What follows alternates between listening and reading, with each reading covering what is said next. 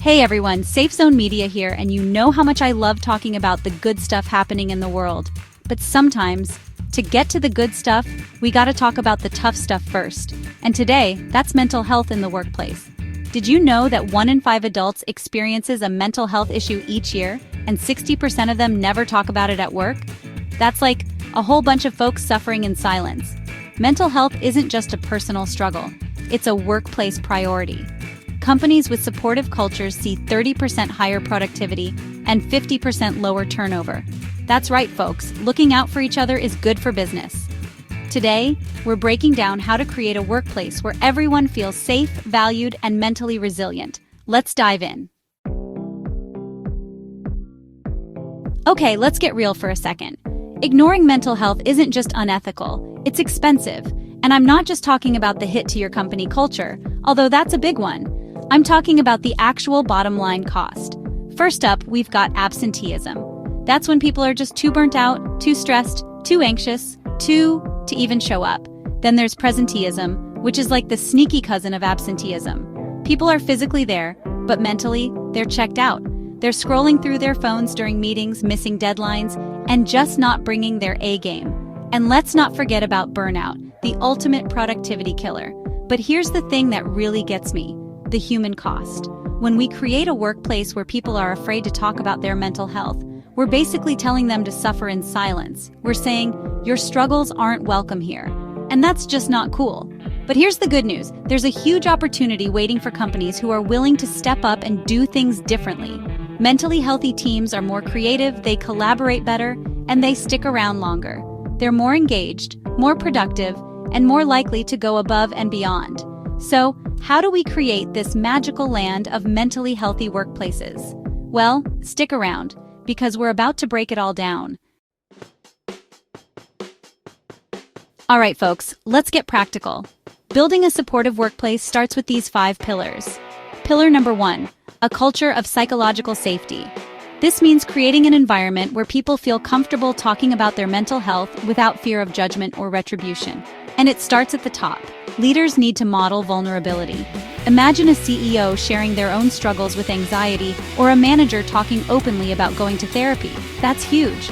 It shows everyone else that it's okay to not be okay. We also need to normalize mental health chats in meetings. Instead of just jumping into deadlines and deliverables, how about starting with a quick check-in? How's everyone feeling today? Any stressors we need to address? Pillar number 2, clear policies and benefits. This means offering things like therapy subsidies, mental health days, and no questions asked time off. Johnson & Johnson, for example, they've got this amazing mental health first aid program where employees are trained to spot signs of mental distress in their colleagues and guide them to resources. How cool is that? Pillar number 3, training for all. We need to teach managers how to spot the signs of burnout like withdrawal, irritability, or decreased productivity. And it's not enough to just spot the signs. We need to give them the tools to have those tough conversations. Role-playing scenarios can be super helpful here. Pillar number 4, accessible support systems. Partnering with apps like Calm or Lyra Health can provide employees with 24/7 access to counseling and support. Creating peer support groups like Mindful Mondays or Coffee and Conversations can also be a great way for employees to connect with one another and share their experiences. And finally, pillar number 5, flexible work models. This could mean offering hybrid schedules, meeting free blocks, or even experimenting with a 4-day work week.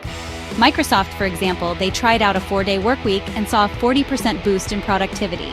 So there you have it, folks, 5 pillars to build a mentally healthier workplace. Let's take a look at some companies who are already rocking this whole mental health thing.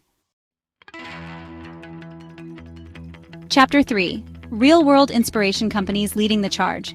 Let's talk about some companies who are walking the walk when it comes to mental health. First up, we've got Google and their awesome Blue Dot program. Employees can literally tag meetings as stress-free zones, which means no work talk, just chill vibes. It's a simple but powerful way to create space for mental well-being during the workday. Next, we've got Unilever and their Mental Health Allies program. They've trained employees to act as peer supporters, guiding their colleagues to resources and offering a listening ear.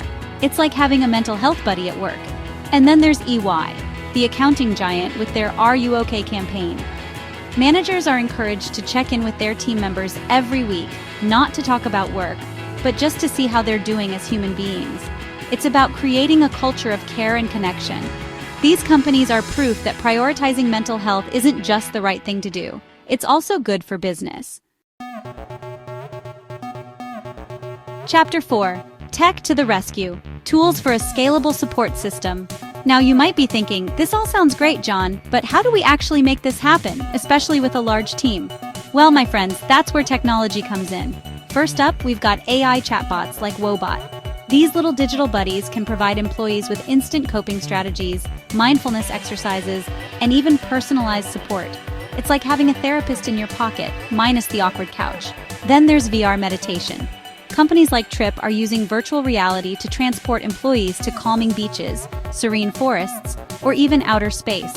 All it takes is a 5-minute VR session to reduce stress and improve focus. And for those who prefer a more anonymous approach, we've got platforms like TinyPulse. They allow companies to send out confidential surveys to gauge employee well-being and identify any potential red flags. It's a great way to get a pulse on your team's mental health without anyone feeling pressured to share personal information. Chapter 5. Busting Myths, Overcoming Common Challenges. Okay, let's address the elephant in the room, or should I say, the mental block in the boardroom. There are always going to be challenges and objections when it comes to implementing new initiatives, especially when it comes to something as personal as mental health. But I'm here to tell you that these roadblocks are surmountable. The first excuse we hear all the time is, we're too busy. Look, I get it, everyone's swamped. But here's the thing. Even small changes can make a big difference. Start by adding 5-minute mindfulness breaks to your team meetings or encouraging walking meetings instead of sitting in a stuffy conference room. Another common concern is that talking about mental health is too personal for the workplace. And to that I say, it's time to reframe the conversation. Mental health is directly linked to productivity, creativity, and overall well-being. Instead of treating it like a taboo subject, let's start talking about it as a performance strategy. And finally, there's the ever-present budget issue. We can't afford it. Well, guess what? There are tons of free resources available. Headspace offers free trials for companies, and there are countless wellness bots you can integrate into your Slack channels. Remember, investing in your employees' mental health isn't just the right thing to do, it's the smart thing to do. Outgrow your action plan, building a brighter future together. So there you have it, folks. Creating a mentally healthy workplace isn't some impossible dream. It's about taking action, one step at a time. And the best part? We can do it together. Your workplace can be a sanctuary, not a stressor. Start today. Download our free mental health toolkit below. It's packed with checklists, scripts, and apps to begin your journey. Subscribe for more ways to lead with empathy and hit the bell for more. Let's build it together.